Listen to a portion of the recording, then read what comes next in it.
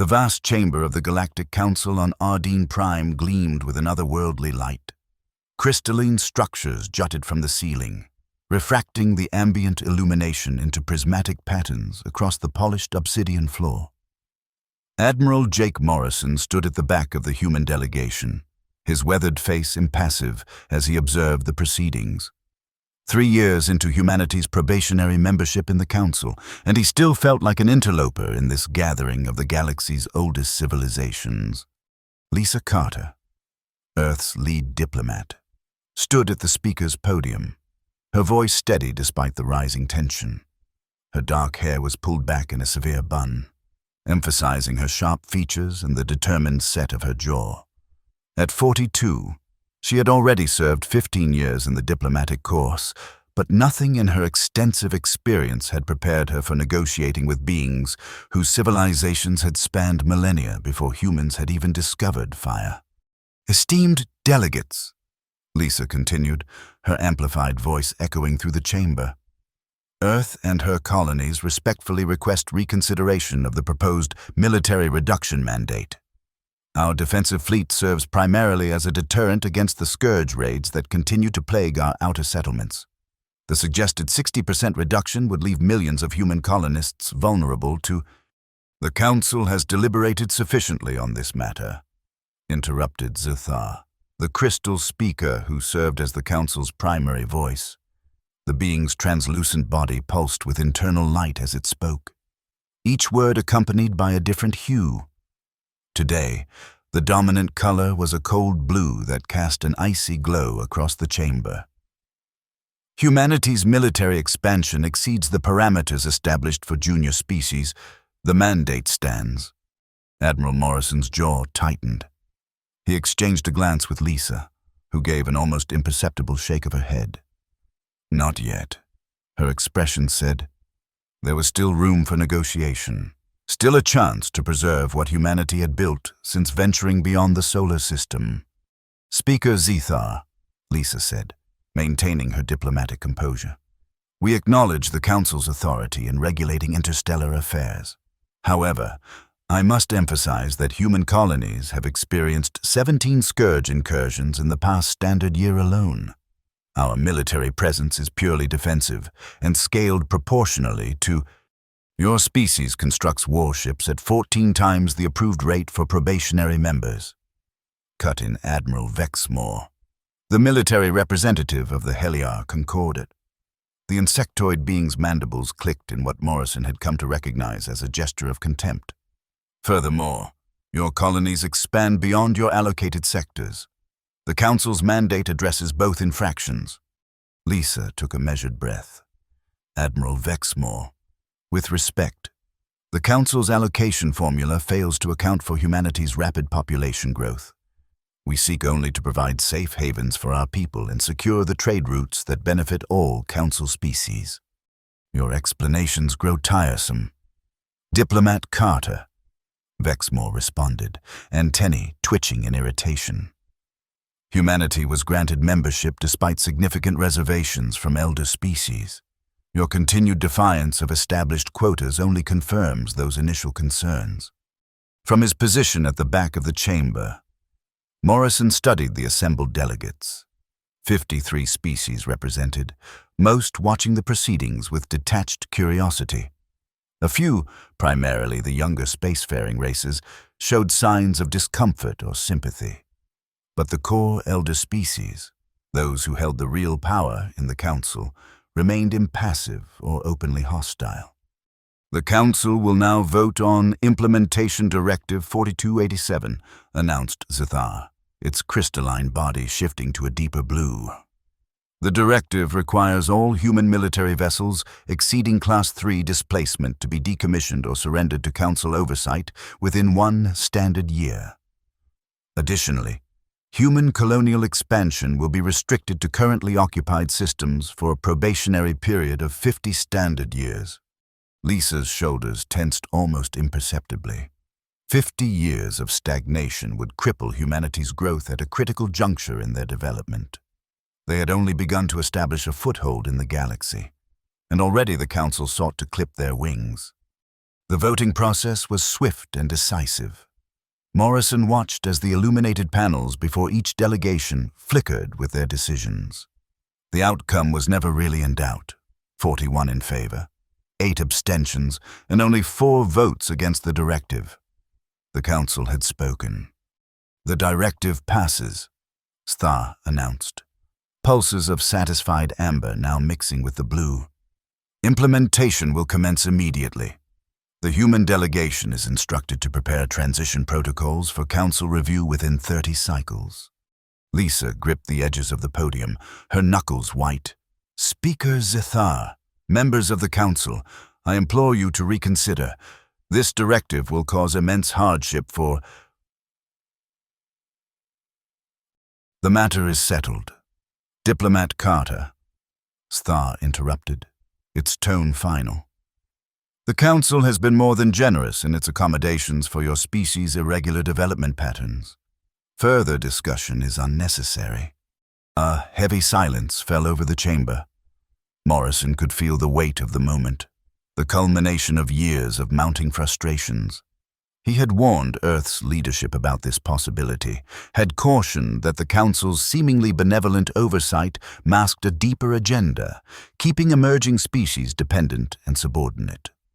Lisa made one final attempt. Esteemed delegates, humanity joined this Council in good faith, seeking peaceful cooperation and mutual advancement. We have adhered to the technological sharing protocols, contributed to the common defense, and respected the sovereign territories of all member species. What we ask now is not special treatment, but equitable consideration of our unique circumstances.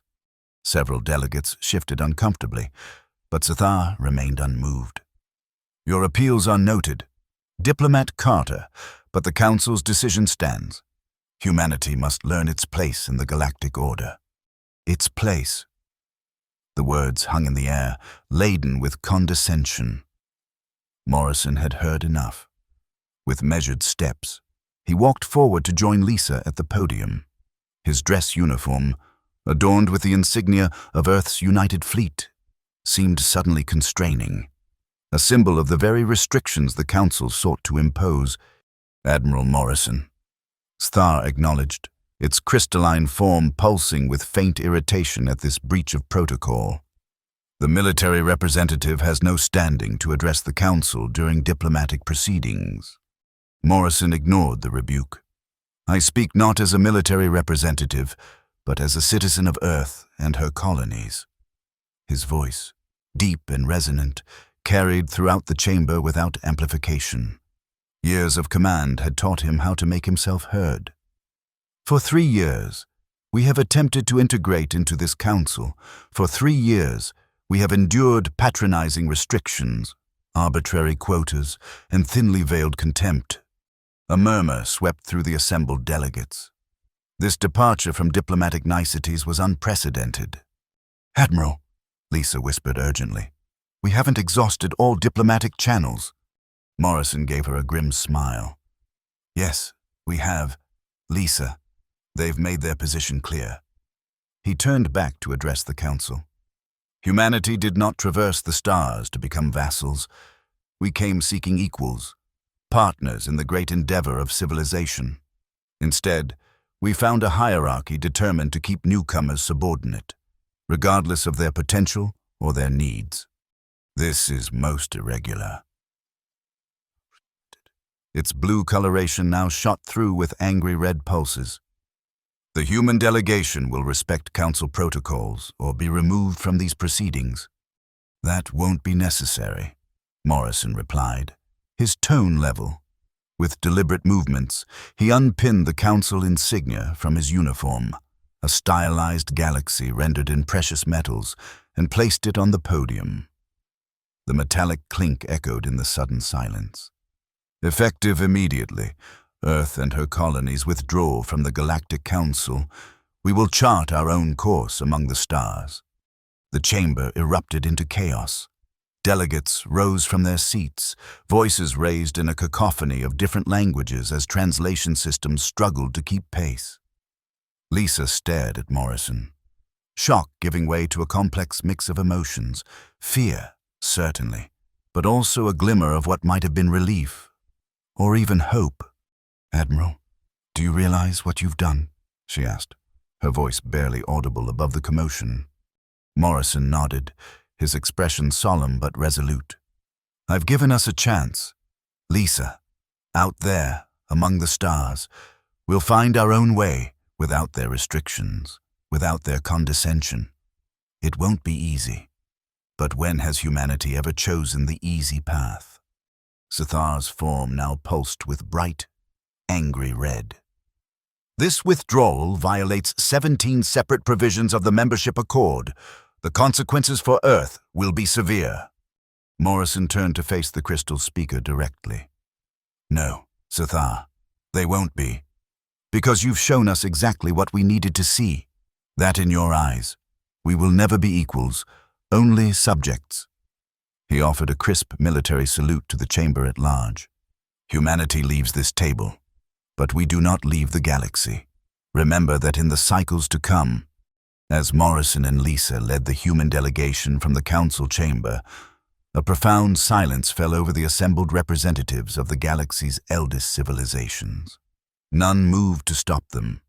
Perhaps none believed that this upstart species would actually survive without council protection and guidance. Perhaps some secretly admired the audacity. Either way, as the massive doors sealed behind the departing humans, the galaxy's balance of power shifted in ways that would not become apparent for months to come. Humanity had left the table, but they were far from finished with the game. 6 months after Earth's dramatic withdrawal from the Galactic Council, Lieutenant Amy Walsh stood in the observation bay of the research station orbiting Jupiter, watching the test vessel prepare for its run. Dark circles under her eyes testified to the countless sleepless nights she'd dedicated to this project, but the excitement coursing through her veins made fatigue irrelevant. "Phase drive initialization sequence complete," reported the technician at the console beside her. "All systems nominal. We're ready for the test jump whenever you give the word." "Lieutenant?" Amy nodded, not trusting her voice in this moment. For decades, humanity had relied on the Council-approved gravitational fold drive for interstellar travel, effective but limited in range and heavily dependent on the natural gravitic contours of space. The phase drive represented something entirely different.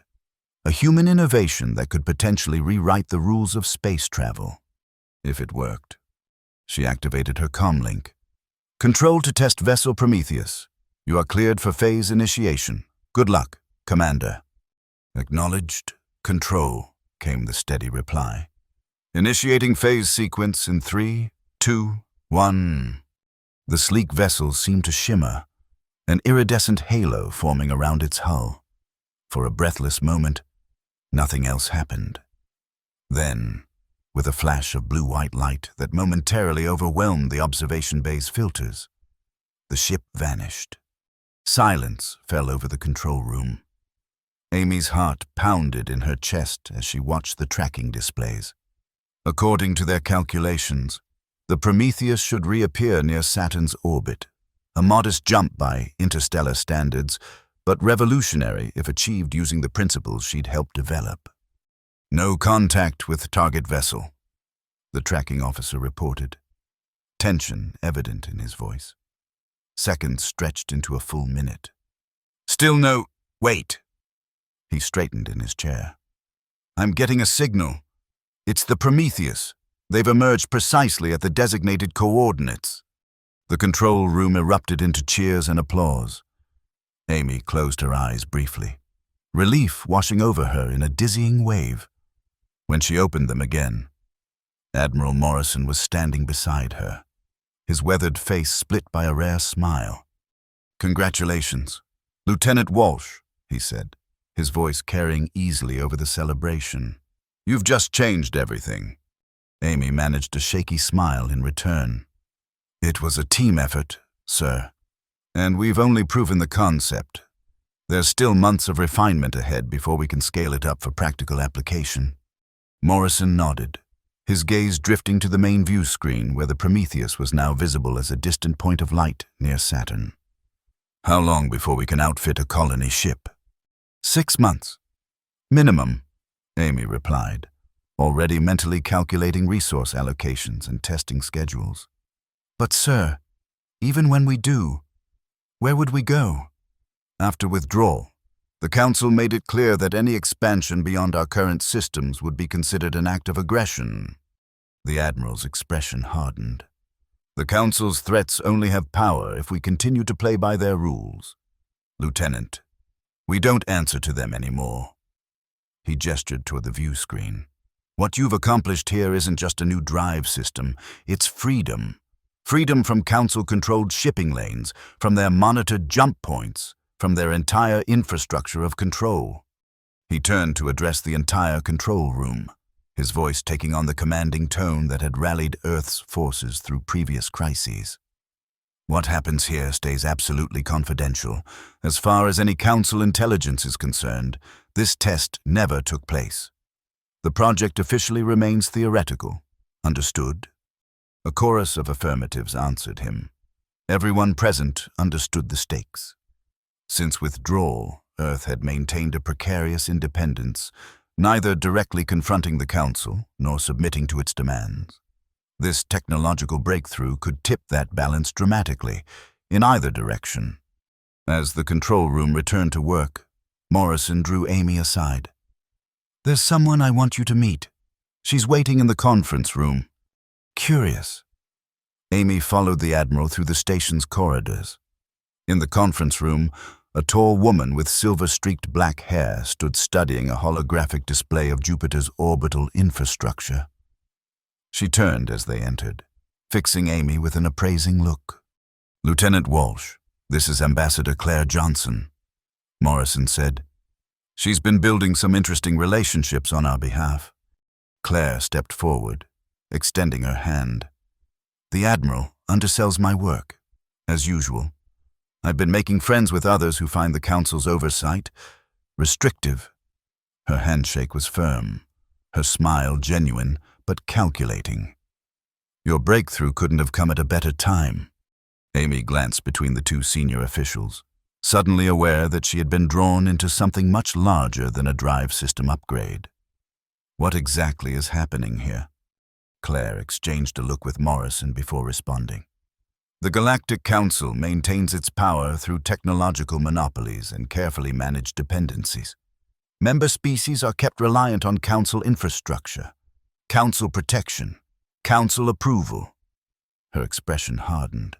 But humanity isn't the only species chafing under these restrictions. The Novan Collective, Morrison added, the Pentari Federation, and the Wraithalian Commonwealth have all expressed interest in alternative arrangements. Understanding dawned. You're building a coalition, Amy said. An alliance outside Council control. Claire nodded, a hint of approval in her expression. The Independent Systems Alliance, to be precise, still in its formative stages, but your phase drive could be exactly what we need to make it viable. She gestured to the holographic display, which shifted to show a map of known space. Council dominance depends on controlling the major travel lanes and jump points, a drive system that operates independently of those constraints. Changes everything, Amy finished, the full implications becoming clear. But the Council monitors all technological development. How have you kept this coalition secret? Very carefully, Morrison replied grimly. And not without cost, but the Council's intelligence apparatus is designed to watch for threats they understand. Military buildups, conventional technological breakthroughs, diplomatic realignments. They're not looking for the kinds of connections Claire has been establishing. Claire's smile held a predatory edge. Trade delegations, cultural exchanges, scientific conferences, all perfectly innocent on the surface. Meanwhile, we've been identifying potential allies, technological assets, and, most importantly, shared grievances. She fixed Amy with an intent gaze. Your phase drive is the missing piece. It gives us mobility the Council can't track or control. Amy felt the weight of responsibility settling onto her shoulders. What had begun as a theoretical research project now stood to reshape the power dynamics of the galaxy. "The Council won't take this lying down," she said. "When they realize what's happening, by then, it will be too late." Morrison interrupted. "We're not looking to start a war. Lieutenant, we're creating an alternative, a demonstration that cooperation doesn't require submission to a hierarchy established before humans had even discovered electricity." "And if it comes to conflict?" Amy asked. The Admiral's expression turned grim. "Then we'll be ready. But that's not the goal." He placed a hand on her shoulder. "Your work gives us options, Lieutenant Walsh. Options we desperately need." As Amy returned to her lab later that day, her mind raced with possibilities and concerns. The phase drive had been designed as a scientific advancement, not a weapon or tool of insurgency. And yet, she couldn't deny the Admiral's logic. True independence required technological self-sufficiency, and the phase drive represented a significant step in that direction. She immersed herself in refining the drive's efficiency parameters, losing track of time until her assistant gently reminded her that she had been working for 18 hours straight. As she finally prepared to get some rest, a notification appeared on her console, a data packet from one of the outer colonies. New Horizon.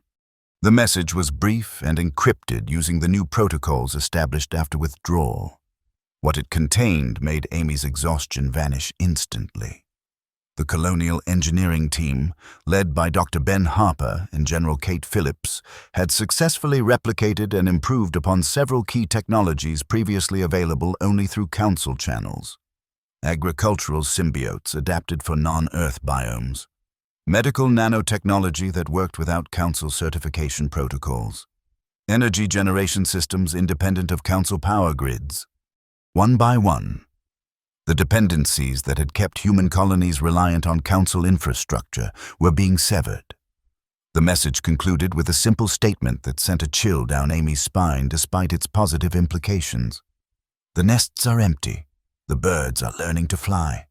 It was happening faster than anyone had anticipated. Humanity wasn't just surviving outside the Council's embrace. It was thriving, adapting, evolving. Amy saved the data to a secure drive and headed for her quarters, knowing that tomorrow would bring new challenges and opportunities. What none of them realized yet was that Council intelligence was already growing alarmed. Reports of unusual activity in human space had reached the highest levels of the Council hierarchy. Sthar, the Crystal Speaker, had called an emergency session to discuss the troubling developments. But by then, the wheels were already in motion. Humanity had left the table, and they were rapidly rewriting the rules of the game.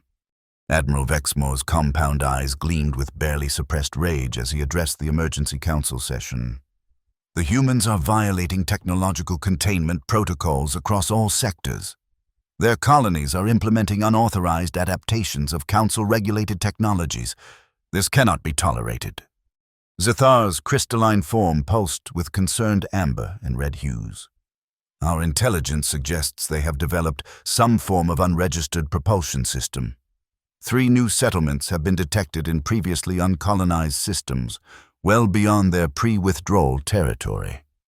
I warned this Council," Vexmore continued, mandibles clicking rapidly, "that admitting such an aggressive, adaptable species was folly. Now we see the consequences of that mistake.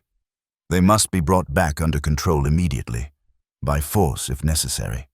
In the shadowed upper tiers of the Council chamber, rarely used since the ancient days when more species attended in person rather than via holographic projection." Lisa Carter sat observing the proceedings. Her presence was unofficial, technically. Humans were no longer welcome in Council space, but certain delegates sympathetic to Earth's position had arranged her access. What she was witnessing confirmed their worst fears and their greatest hopes simultaneously. The Council was alarmed. Yes, but also fundamentally misunderstanding what was happening.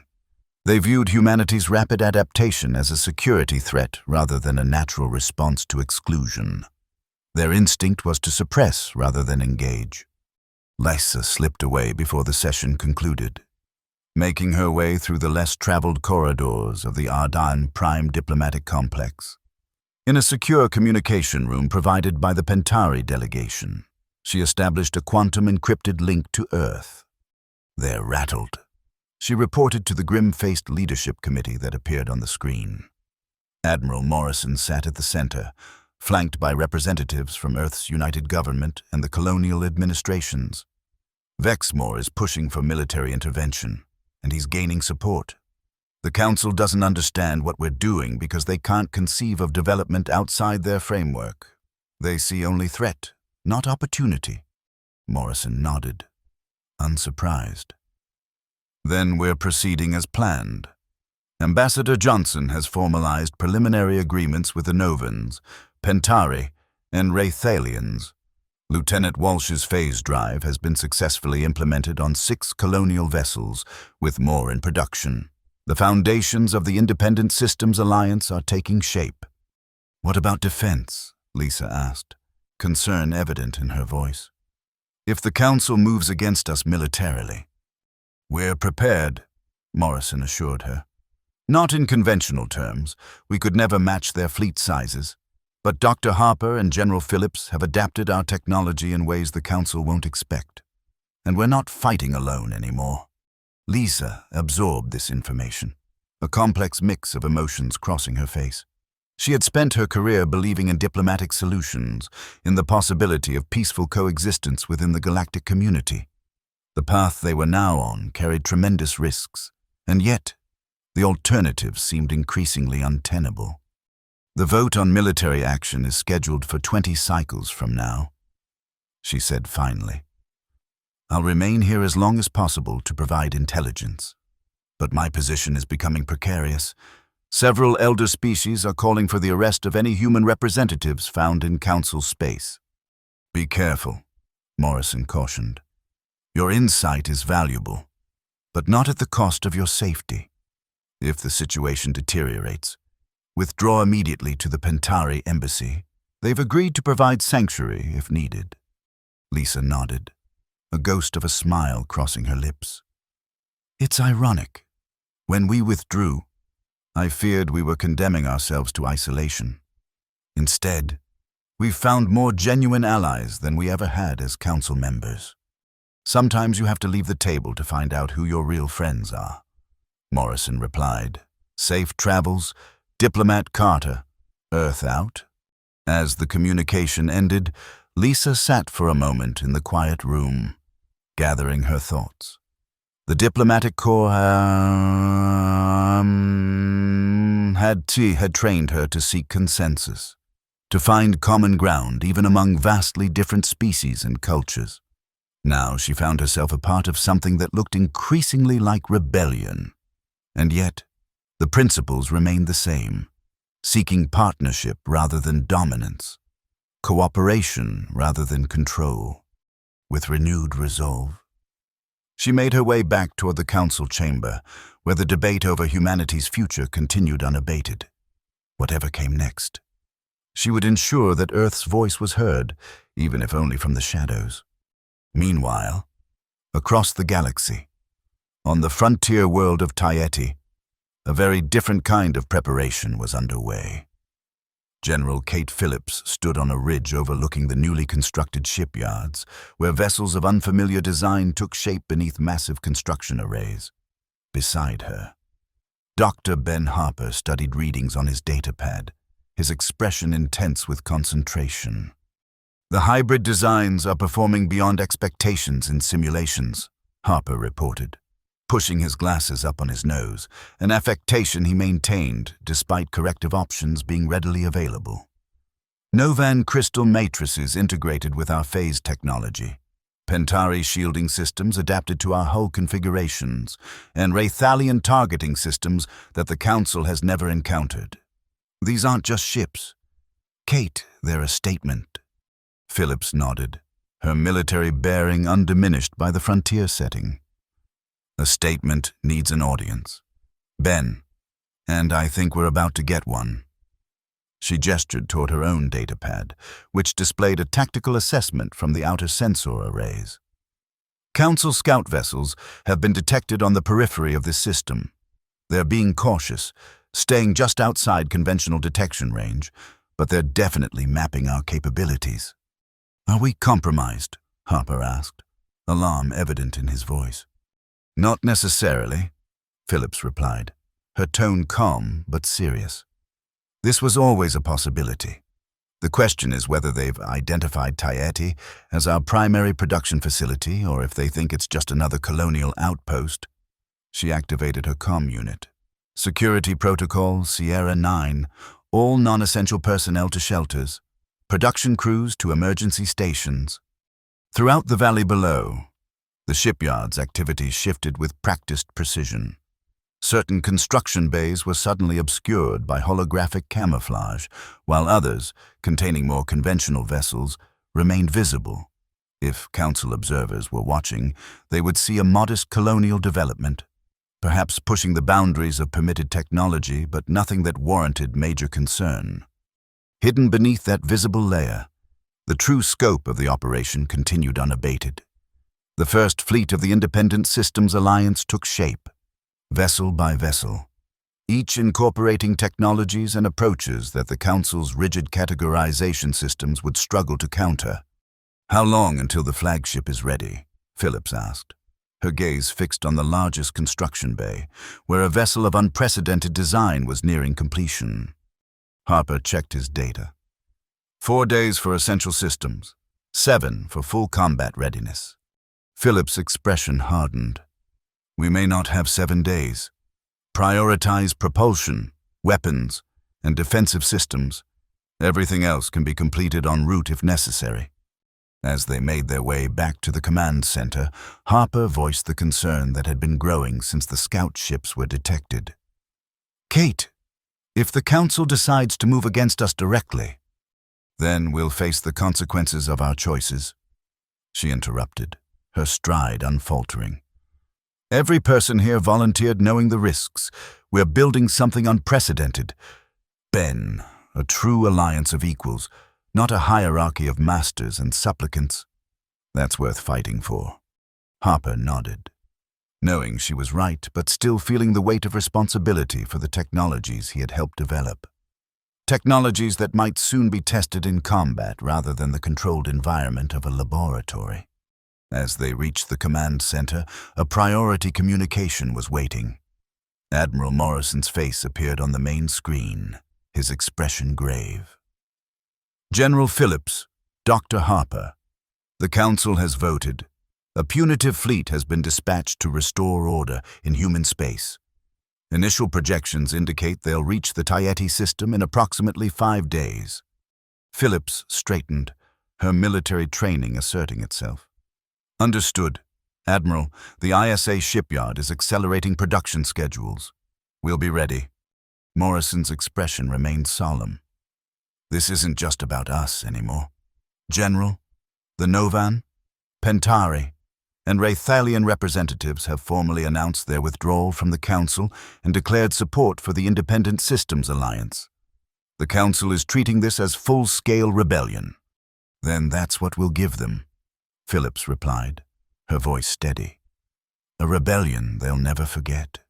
As the communication ended, Harper turned to Phillips, a question in his eyes. She nodded, understanding without words. Initiate Project Awakening. She ordered the communications officer. All SA assets, full mobilization.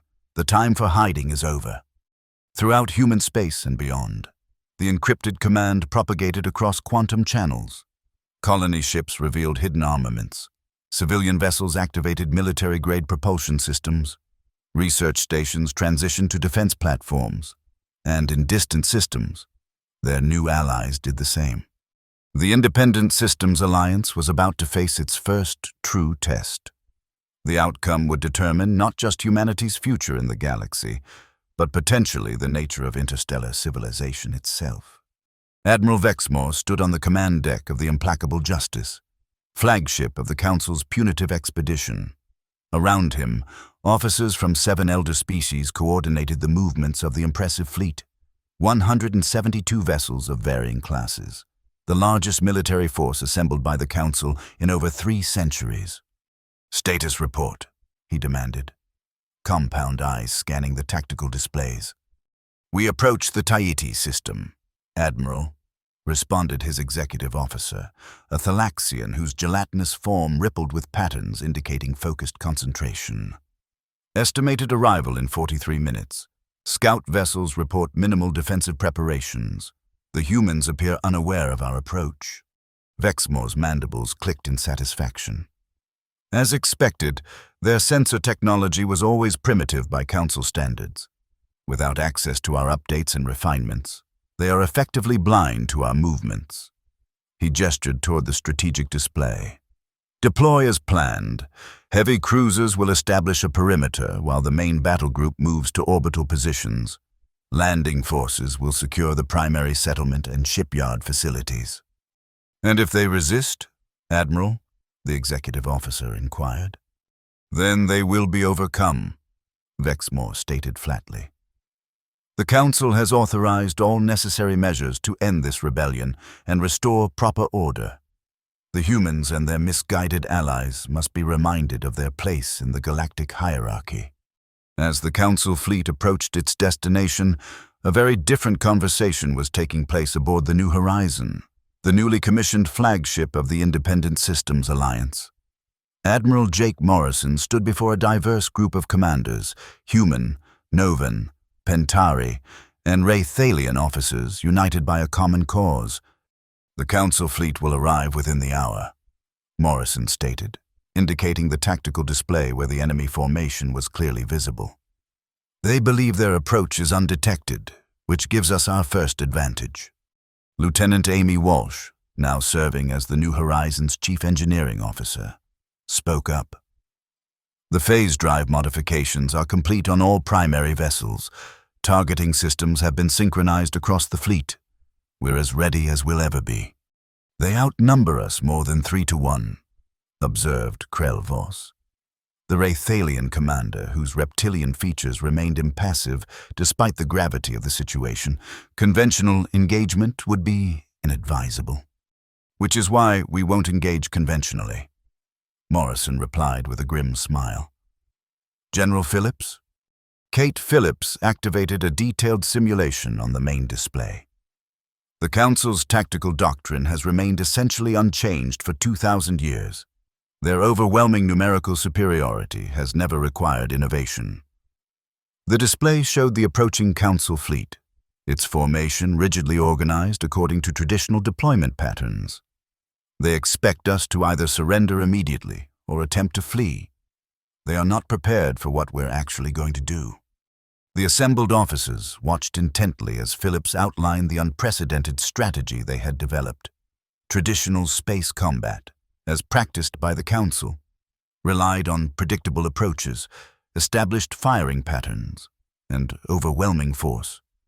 The ICE's plan abandoned those conventions entirely, leveraging the unique capabilities of their hybrid vessels and technologies.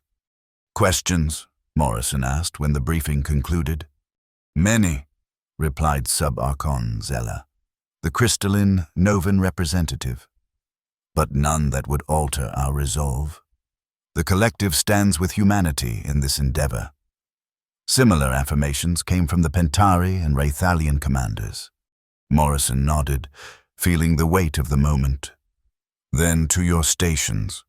We make our stand here, not just for our independence, but for a new vision of what galactic society can be, one built on cooperation rather than subjugation, innovation rather than stagnation."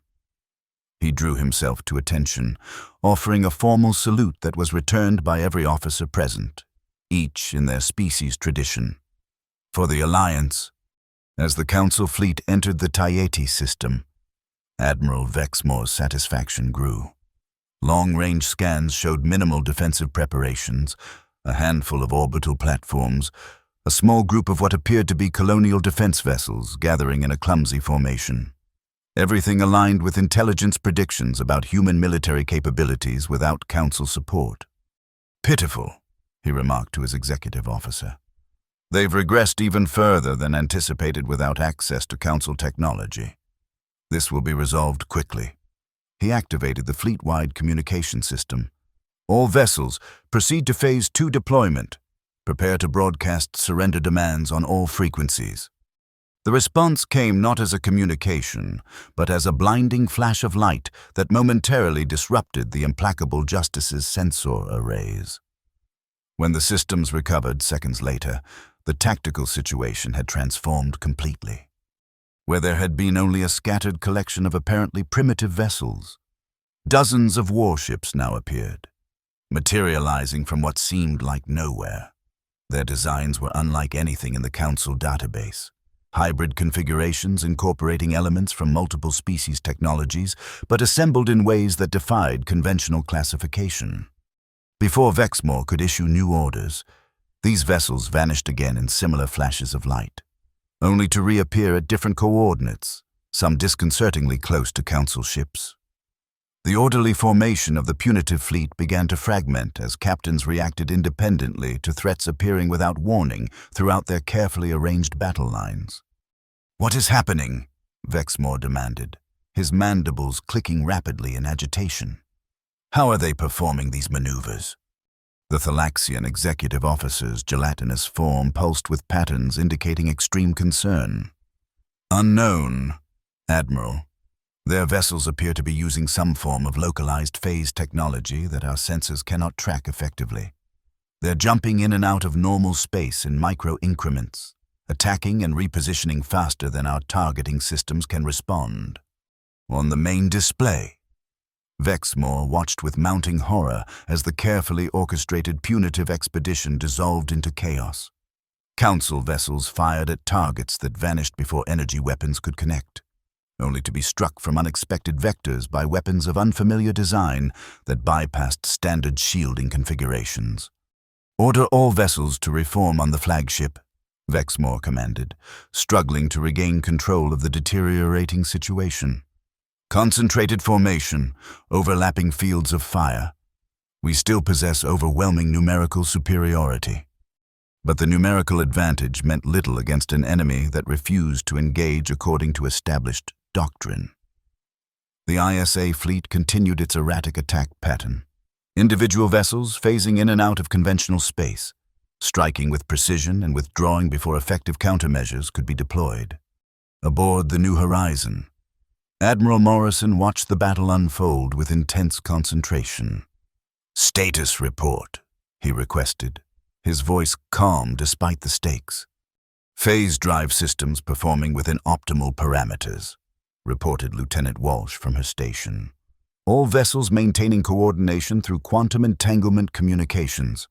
The Council fleet cannot intercept our command signals." "Casualties?" Morrison asked, his gaze fixed on the tactical display where the Council formation continued to deteriorate. "Minimal," General Phillips responded. 3 vessels with moderate damage, being withdrawn to secondary positions. No reports of critical systems failure or life support compromise. The Council forces appear unable to establish effective targeting solutions against our phase-shifting patterns. Morrison nodded, allowing himself a moment of grim satisfaction. The strategy was working. Centuries of technological stagnation enforced by Council restrictions had left the elder species unprepared for genuine innovation. Their weapons were powerful, their ships numerous, but their tactics were as rigid as the hierarchy they sought to preserve. "Signal all vessels," he ordered. "Execute Phase 3. Throughout the battlefield, the ISA fleet's attack pattern shifted once again. Instead of individual strikes against targets of opportunity, the vessels now coordinated their efforts with uncanny precision. Multiple ships would materialize simultaneously around a single Council vessel, overwhelm its defenses with concentrated fire, then vanish before supporting units could respond. One by one, the pride of the Council Armada was disabled or destroyed. The implacable Justice, Vexmore's flagship, found itself increasingly isolated as surrounding vessels were neutralized or forced to withdraw. "Admiral," the executive officer reported, his gelatinous form now pulsing with patterns of unmistakable fear, "we have lost contact with 64% of the fleet. Our shields are failing. Weapon systems operating at 38% capacity. Vexmore stared at the tactical display in disbelief. The mighty punitive expedition, the largest military force assembled by the Council in centuries, was being systematically dismantled by a collection of upstart species using technologies that shouldn't exist and tactics that violated all established conventions of space combat. "This cannot be happening," he muttered, mandibles clicking in agitation. The humans were nothing. Probationary members. Technological dependents. They could not have developed these capabilities independently. "Incoming transmission," announced the communications officer. "From the enemy flagship." After a moment's hesitation, Vexmore nodded. "Display!" The main screen shifted to show Admiral Morrison standing on the command deck of the New Horizon. Behind him, officers of multiple species worked in seamless coordination. "Admiral Vexmore," Morrison greeted, his tone formal, but without mockery. "The outcome of this engagement is now inevitable. To prevent further loss of life, I offer you the opportunity to withdraw with your remaining vessels. This system and all others claimed by the Independent Systems Alliance are closed to Council forces. Return to Arden Prime and convey this reality to the Council." Vexmore's compound eyes gleamed with fury. "You would dictate terms to the Galactic Council? Your rebellion will be crushed. Human. If not today, then by the next fleet, or the next. The Council's resources are inexhaustible." "Are they?" Morrison asked, his expression thoughtful. "Or has the Council simply never faced a challenge to its fundamental assumptions? Look around you. Admiral, this isn't just humanity fighting for independence. This is the beginning of a new paradigm, species working together as equals, not arranged in artificial hierarchies based on longevity rather than merit." Before Vexmore could respond, the tactical officer interrupted with urgent news. "Admiral, sensors detect additional vessels entering the system. Configuration matches Dralid warships." Vexmore's fury gave way to confusion. The Dralid sovereignty? They're not allied with the humans. They're not even Council members. They rejected membership centuries ago. On the communication screen, Morrison smiled. "As I said, Admiral, a new paradigm. The Dralid have observed today's events with great interest. They, too, have grown weary of Council attempts to control interstellar affairs through technological monopolies and economic pressure." The revelation struck Vexmore like a physical blow. The Dralid sovereignty controlled a significant portion of the galaxy's rimward sectors, maintaining isolationist policies that had kept them independent of Council influence. If they were now aligning with this rebellious alliance, "Your choice, Admiral," Morrison continued. "Withdraw now, or face the combined forces of the Alliance and the Sovereignty. Either way, the message to the Council will be the same. The age of hierarchy is ending. The age of partnership has begun."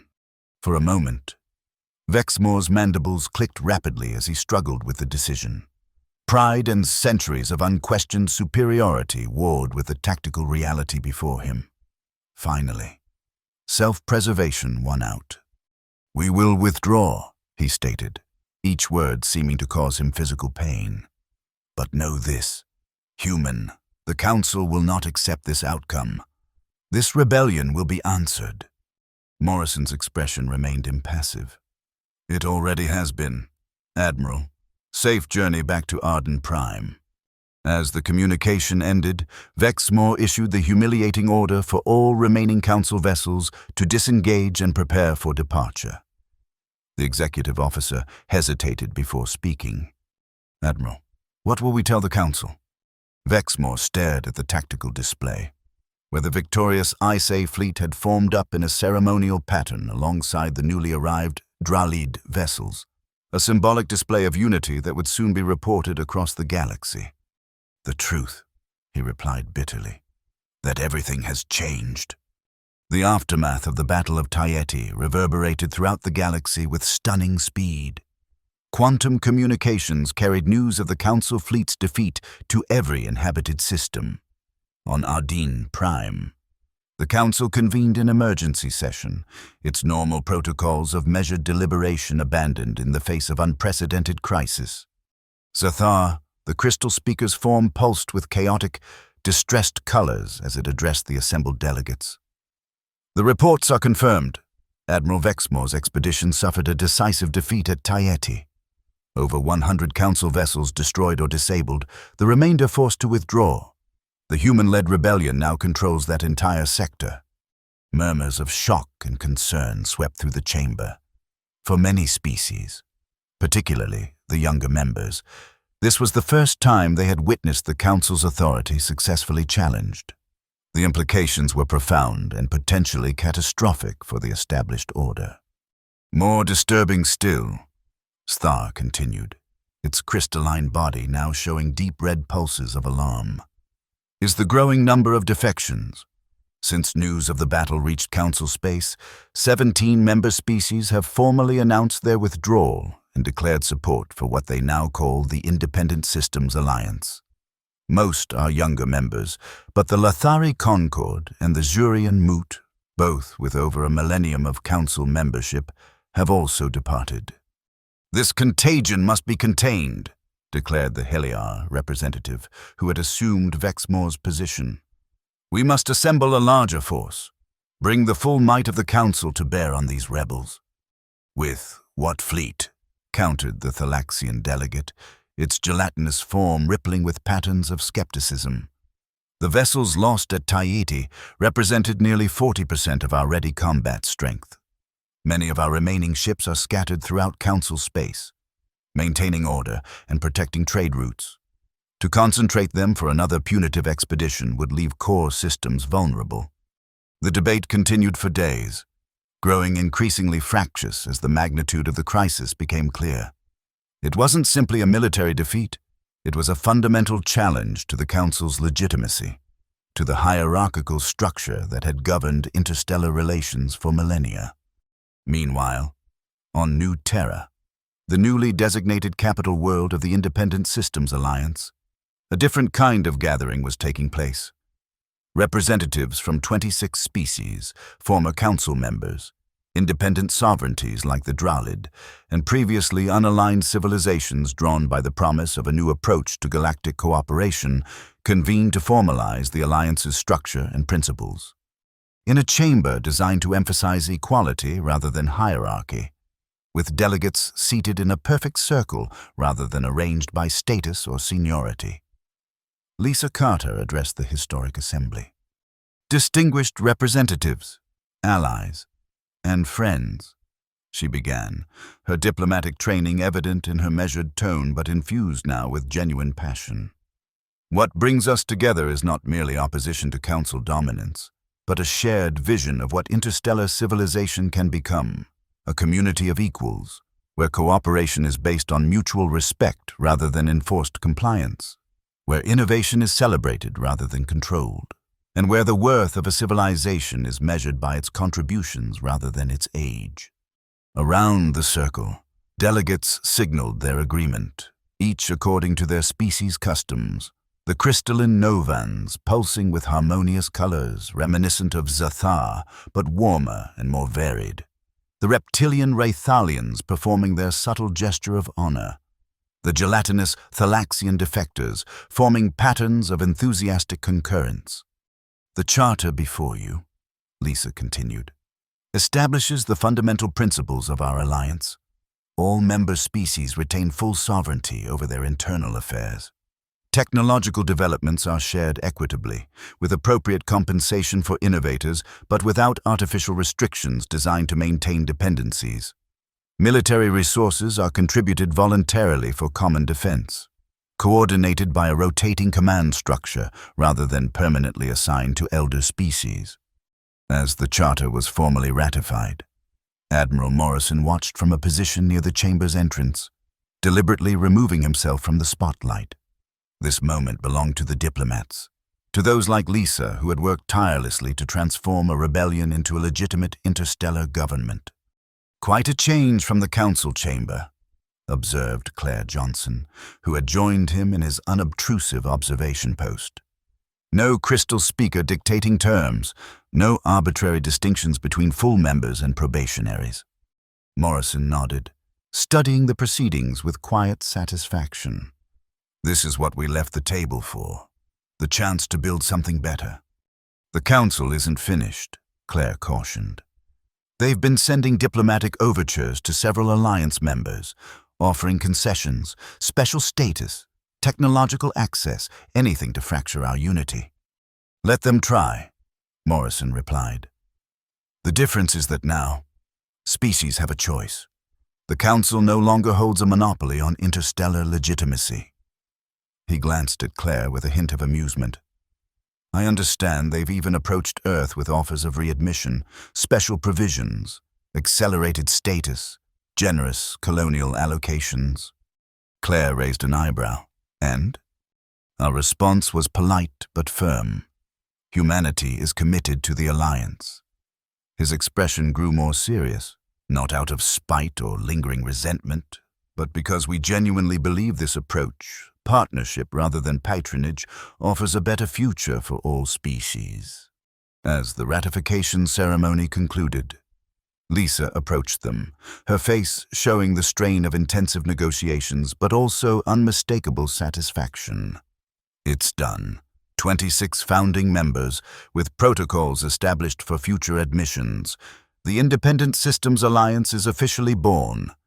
Congratulations, Diplomat Carter, Morrison said formally, before allowing a smile to soften his military bearing.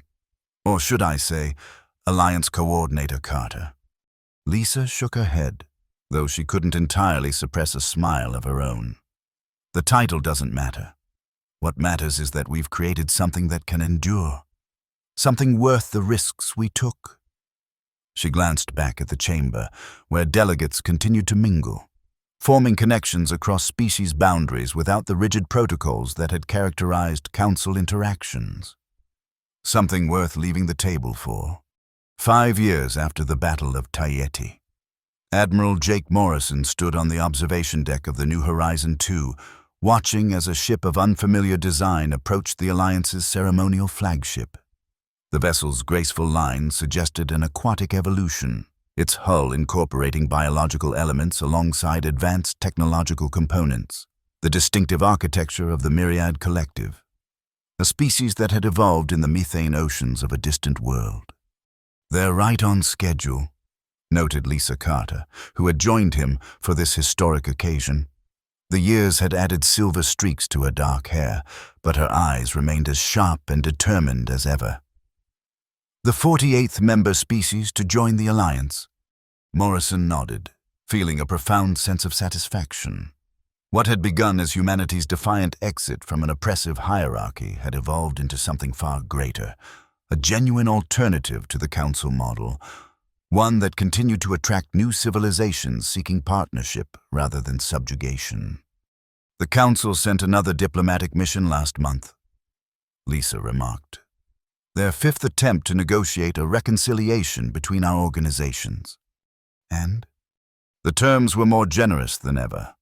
Full recognition of Alliance sovereignty, technological exchange protocols, even offers to restructure certain aspects of Council governance to be more inclusive.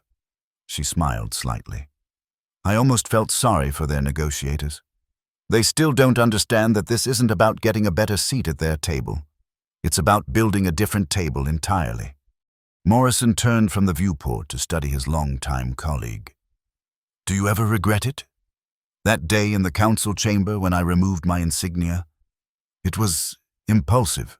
Against all diplomatic protocols. I didn't consult you or anyone else. Lisa considered the question seriously before answering.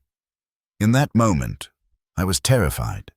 You'd potentially burned bridges we couldn't rebuild, committed us to a path with no guarantee of success. Her expression softened. But looking back, no, I don't regret it. Sometimes bridges need to be burned for new ones to be built. Sometimes you have to leave the table to find, or create, a better one. A chime indicated that the Myriad vessel had docked successfully.